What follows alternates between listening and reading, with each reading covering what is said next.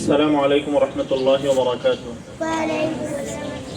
نحمده ونصلي على رسوله الكريم أما بعد. الحمد لله. আজ বুধবার ফজর নামাজের পরে জোহরের নামাজের পূর্বে নুরানি হিফজুল কোরআন ইসলামিক একাডেমি এতিমখানা ও মাদ্রাসার আঙ্গিনায় অত্র মাদ্রাসারই একজন ছাত্র। আমি আসার পরে এখানে প্রাথমিকভাবে যে কয়জন ছাত্র হাফেজ হয়েছে তার ভিতরে আমাদের একজন ছাত্র, সে অনেক আগেই বাবাকে হারাইছে, আমাদের মোহাম্মদ আলী। সে এখান থেকেই হেফজ শেষ করছে, মোটামুটি শুনাইছে এখানে, বেফাকও এখান থেকে দিছে। আগেও বেচারা ছেলেটা বাবা হারাইছে, আজকে মাকে হারাইছে। আমরা দিল থেকে দোয়া করি মোহাম্মদ আলী সহ তার ভাই বোন এবং আত্মীয় স্বজন যারা আছেন, পুরা শোকাহত পরিবারকে আল্লাহ তাআলা সবরে জামিল দান করেন, আমিন। সাথে সাথে আমরা আমাদের প্রতিষ্ঠানের পক্ষ থেকে জানার পরেই আমরা একটা কোরআনে কারীমের খতম পড়ে ফেলছি, আলহামদুলিল্লাহ। আলহামদুলিল্লাহ। আমাদের এটা এখানে বলা আছে, সেটা হলো অত্র এলাকায় আশেপাশে পরিচিত কোনো মানুষ মারা গেলে আমরা মাদ্রাসায় একটা কোরআন খতমের আয়োজন করে ফেলি। যেহেতু আমাদের হেফজ বিভাগ আছে এবং হেফজ বিভাগে প্রায় 45 জনের উপরে ছাত্র আছে, তো সেই হিসাবে 15 থেকে 20 মিনিট সময় হইলে আমরা একটা খতম কোরআন পড়তে পারি। এবং আমরা অনেক সময় মনে করি যে কোরআন খতম বাসায় নিয়ে পড়াইতে হবে এবং দাওয়াত করে পড়াইতে হবে, খাওয়াইতে হবে, টাকা দিতে হবে। আসলে বিষয়টা এরকম না। যেহেতু বাচ্চাটা আমাদের এখানে পড়ালেখা করছে এবং এইখান থেকে হেফজ শেষ করছে, তা আমাদেরও কিছু দায়িত্ব কর্তব্য আছে তার উপরে, তারও কিছু দায়িত্ব কর্তব্য আছে আমাদের উপরে। দেখেন, হাদিস শরীফে আল্লাহ রাসূল সাল্লাল্লাহু আলাইহি ওয়াসাল্লাম ইরশাদ করছেন, মানুষ যখন মারা যায় তার জন্য 3টা জিনিস সদকায়ে জারিয়া হিসেবে থাকে। তার ভিতরে একটা হলো আও ওয়ালাদিন সালিহিন ইয়াদউ লাহু, মুসলিম শরীফের হাদিস।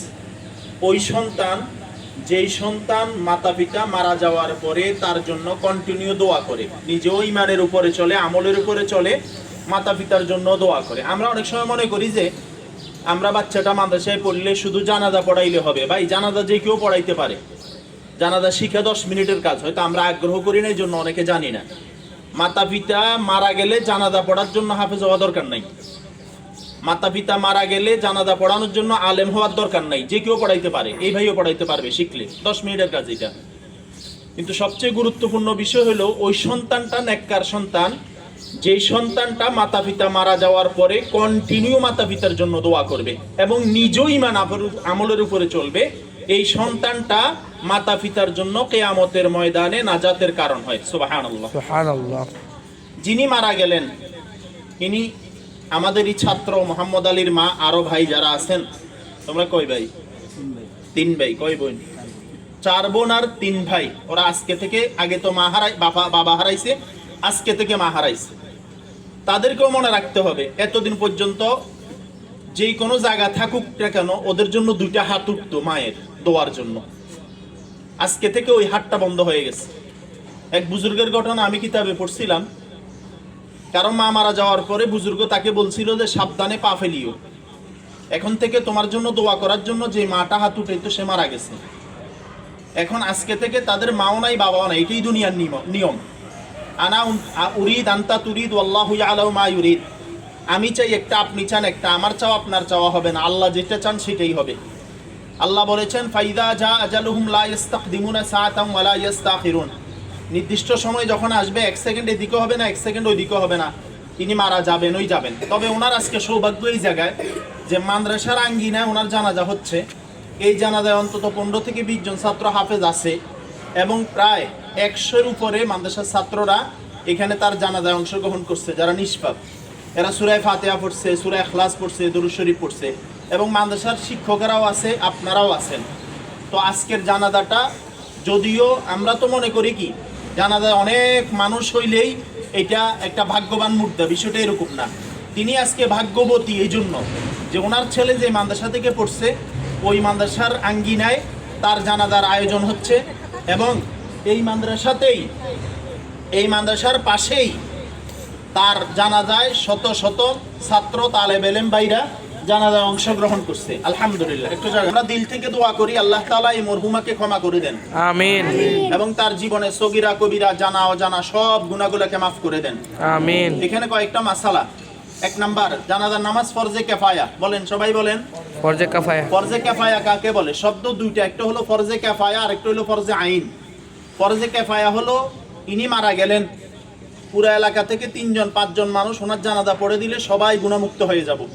এখানে এত মানুষ না আসলো আমরা কেউ গুনাহগার হইতাম না, শুধু 3জন মানুষ ওনার জানাজা পড়ে দিলে সবাই মুক্ত হয়ে যাইত। এটাকে বলা হয় ফরজে কিফায়া। আরেকটা হলো ফরজে আইন। ফজরের নামাজ আমাদের জন্য সবার উপরে ফরজে আইন ছিল, কিন্তু আমরা আমাদের সমাজে জানাজার যত গুরুত্ব দেই আমরা নামাজের অত গুরুত্ব দেই না।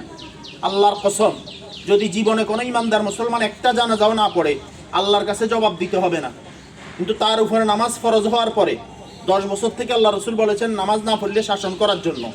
ওয়াজরিবু আলাইহা ওয়াহুম আবনাউ 10 সিনিন। এই নামাজ ফরজ হওয়ার পর থেকে যদি কোনো এক ওয়াক্ত নামাজও ছেড়ে দেয়, আউয়ালু মা ইউহাসাবু বিহিল আবদু ইয়াউমাল কিয়ামাতিস সালাহ, কিয়ামতের ময়দানে সর্বপ্রথম হিসাব হবে নামাজের। আল্লাহ রসুল বলেন আস-সালাতু মিফতাহুল জান্নাহ, নামাজ বেহেশতের চাবি।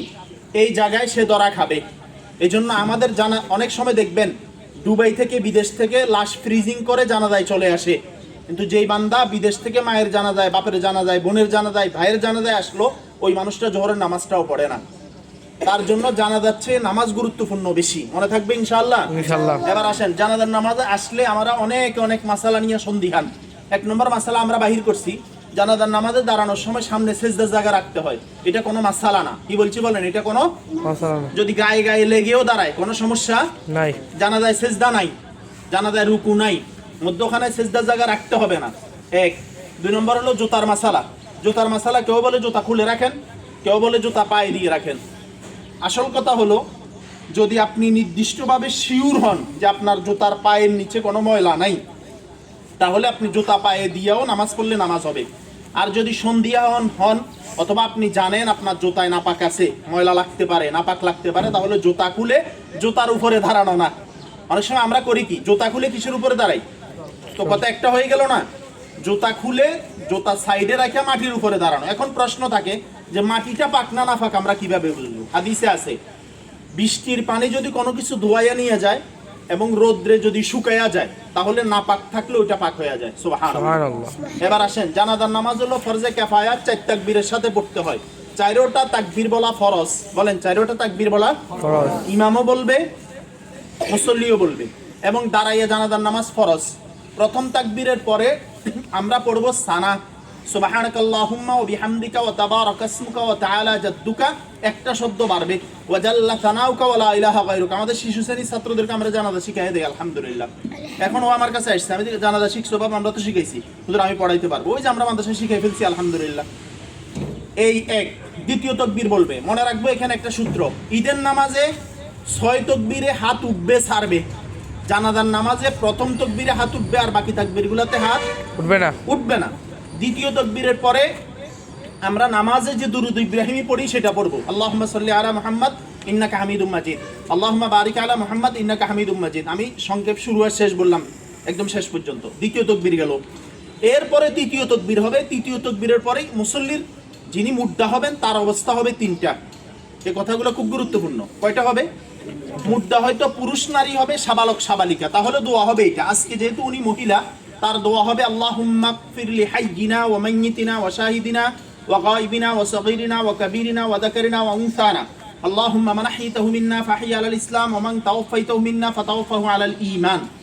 যদি মুদ্দাটা নাবালক ছেলে হয়, এখনো 15 বছর হয় নাই, 12 বছর 13 বছর হয় নাই, সাবালক হয় নাই, তাহলে দোয়া হবে আল্লাহুম্মা জাআল হুলানা ফারাতান ওয়া জাআল হুলানা আজরান ওয়া দুখরা ওয়া জাআল হুলানা শাফিআন ওয়া মুশাফফাআ।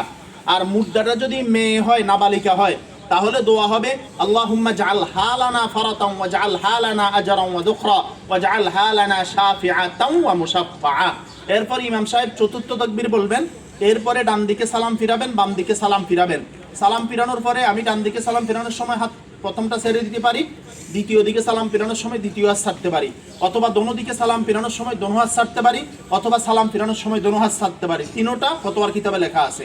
তাহলে জানাজার নামাজের নিয়ম এই। জানাজার নামাজে অংশগ্রহণ করে আমরা কি লাভবান হলাম এটাও তো জানা থাকা দরকার।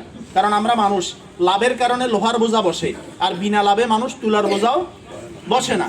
আল্লাহ রসুল বলেন, যেই ব্যক্তি কোনো ইমানদার মুসলমানের জানাজায় আসে, হকুল মুসলিম আলাল মুসলিম খামস, 5টা হক মুসলমানের উপরে মুসলমানের, তার ভিতরে উনি আমাদের প্রতিবেশী, উনি আমাদের পরিচিত, উনি আমাদের আত্মীয়ের মতো, ওনার জানাজায় অংশগ্রহণ করা মুসলমান হিসেবে আমাদের জন্য দায়িত্ব ছিল। আলহামদুলিল্লাহ আমরা সেই দায়িত্ব পালন করতে পারলাম, শুকরিয়া আদায় করি।